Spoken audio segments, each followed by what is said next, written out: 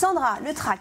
Oui. Qui n'a pas le trac? Qui n'a pas eu le trac? Est-ce que vous avez eu le trac pour l'élection? Bien sûr. Ah oui. Moi, je suis quelqu'un d'angoissé. Oui, ouais.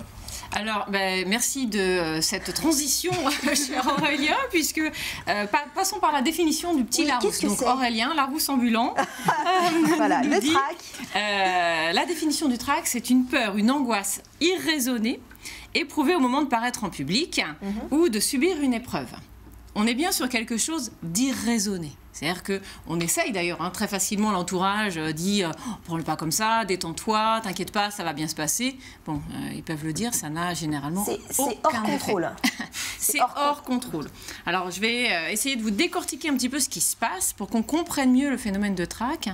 Alors, la première des choses qui se passe, c'est qu'on a d'abord ce qu'on appelle la perception de la situation. Par exemple, je me mets à la place d'un candidat qui arrive pour un entretien de recrutement. Voilà, je suis dans la salle d'attente et puis d'une entreprise. Et j'ai la personne à l'accueil qui me demande de patienter. Oui. Je perçois la situation. La deuxième étape, c'est le traitement de cette perception, qui passe forcément par une interprétation. Alors l'interprétation, ça va très vite, c'est en millisecondes dans le cerveau. Ouais. Donc l'interprétation qui peut être, par exemple, enfin, si elle m'a demandé de patienter... ça doit être un test. C'est mauvais signe. Ça doit être un test. Oui, il faut un peu exprès. Donc ça, c'est quelque chose qui va très très vite qu'on ne peut pas forcément maîtriser. Et puis, une petite psychose un peu... On est un peu en mode... Mais c'est automatique, ça se passe. Hypersensible, en fait. Oui, c'est ça. Les émotions sont assez exacerbées en situation de trac. Et puis, on a très très vite une troisième étape qui se passe, qui est le rapprochement de cette situation avec des situations vécues antérieurement. Du type... Voilà, déjà, quand j'étais au collège, quand le prof nous faisait mariner avant de présenter notre exposé, eh bien, voilà, les plaques rouges. Moi, j'ai des plaques rouges. Voilà, par exemple. Vous voyez, c'est que j'ai le trac. Voilà, et puis on rajoute à ça le fait qu'au moment où je ressens le trac, eh bien, j'ai tout un certain nombre d'émotions que je traite, que mon cerveau traite. C'est je sens que mon cœur bat plus vite, j'ai les mains moites, voilà. Je transpire. Donc ça en rajoute une couche, j'ai envie de dire. C'est rassurant. C'est rassurant. Elle est bien cette chronique. On n'a pas la même façon de vivre le trac. Il y a deux systèmes qui peuvent se mettre en mouvement. Un système qui s'appelle le système orthosympathique et puis un autre qui s'appelle le système parasympathique. Je ne vais pas rentrer dans les détails. En tout cas, un des systèmes, l'orthosympathique, a plutôt vocation finalement à vivre le trac sous un angle très excitant. On le voit, il y a des gens qui sautillent quand ils ont peur. Avant de monter sur scène, ils sautillent. Le début du propos s'accélère. On a quelque chose de très excitant, voilà, avec une accélération du rythme cardiaque, etc. Pour d'autres, le trac se manifeste différemment avec le système parasympathique qui est lui plutôt inhibant. C'est j'ai les jambes coupées, j'ai la tête vide. Le bug intérieur. C'est ça, j'ai la tête vide, je ne me souviens plus de rien, je sais à peine qui je suis et pourquoi je suis là. Voilà. Donc toutes ces manifestations, je vous conseille de ne pas essayer de batailler contre. Au contraire, elles ont une vertu, c'est qu'elles sont préparatoires à justement la libération d'énergie qu'on doit avoir pour l'exercice pour lequel on est là. Donc ça favorise la concentration d'énergie et donc on va voir en deuxième partie comment justement libérer cette énergie au profit de l'objectif pour lequel on est là. Positivement. Exactement.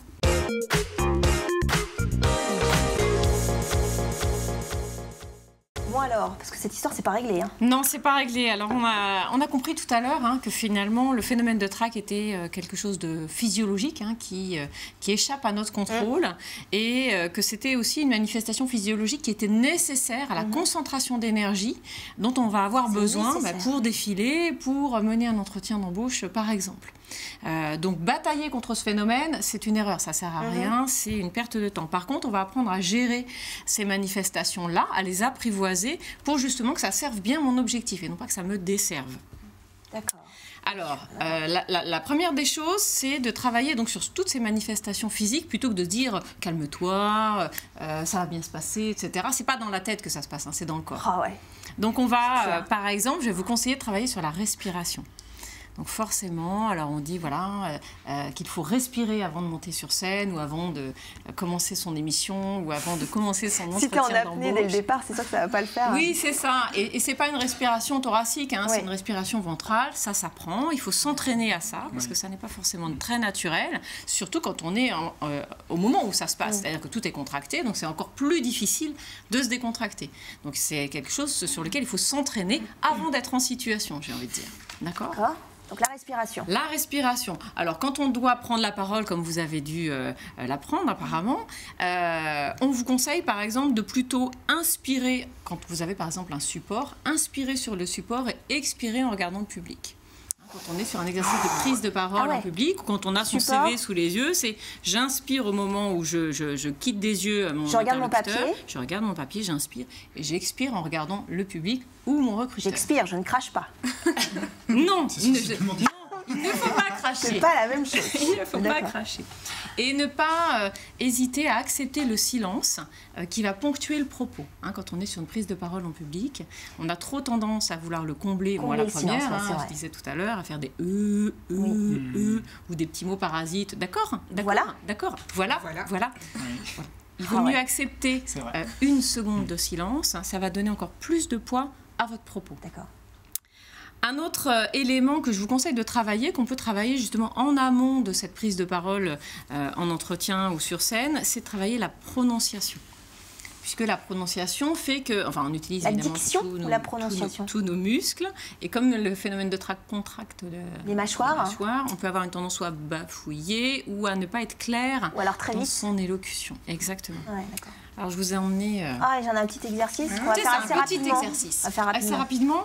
Oh là là. Caroline, vous allez lire la première ? Oui, 16 jacinthes sèches dans 16 sachets sales. Bravo. Pas mal. Adèle, la deuxième ? Attention. Donnez-lui à minuit 8 fruits cuits. Et si ces 8 fruits cuits lui nuisent, donnez-lui 8 fruits crus. Bien. C'est chaud, hein? Ah oui, c'est compliqué, hein. On voit que ça demande celui-là, un peu... Je vous ai épargné, effectivement. Et le dernier, il est fort. Le dernier est un peu plus fort. Vous voulez le lire? Dis-moi gros gras grand grain d'orge, quand des gros gras grand grain d'orgeras-tu? Je me dégros gras grand grain d'orgerai quand tous les gros gras grand grain d'orge se dégros gras grand grain d'orgeront. Parfait. Donc, vous avez 4 heures. Ce qui est intéressant, c'est de s'entraîner à l'aide de petites phrases comme ça, en amont de la prise de parole. On peut même le faire avec un crayon dans la bouche, exactement, pour contraindre la décontraction des muscles. Un autre élément qui peut être traité quand on veut gérer son trac, c'est, je disais tout à l'heure, les manifestations physiques font qu'on peut avoir les mains moites, mais on va avoir aussi les glandes salivaires qui font qu'on a la gorge sèche. On n'a plus de salive. Donc il ne faut pas hésiter quand vous êtes en entretien de recrutement à accepter un verre d'eau qu'on vous propose. Un verre d'eau. Et bien sûr, c'est pour ça que sur le plateau, très régulièrement, que ça soit de la vodka ici ou ailleurs, on a des verres avec quelque chose à boire. Bien entendu, plus vous maîtrisez votre propos, mieux ça sera, de préparer le propos.